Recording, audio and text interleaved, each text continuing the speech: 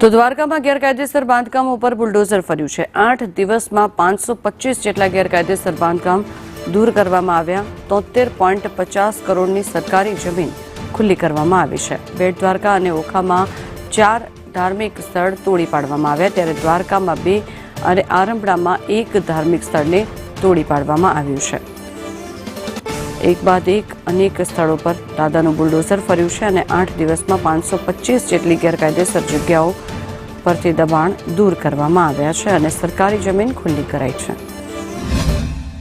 ओखा नगर पालिका district administration देवभूमि द्वारका के तकरीबन 110 कर्मचारी थे और पुलिस एडमिनिस्ट्रेशन के या पुलिस महकमे के तकरीबन 1000 पुलिस कर्मचारी यहाँ पे प्रेजेंट थे।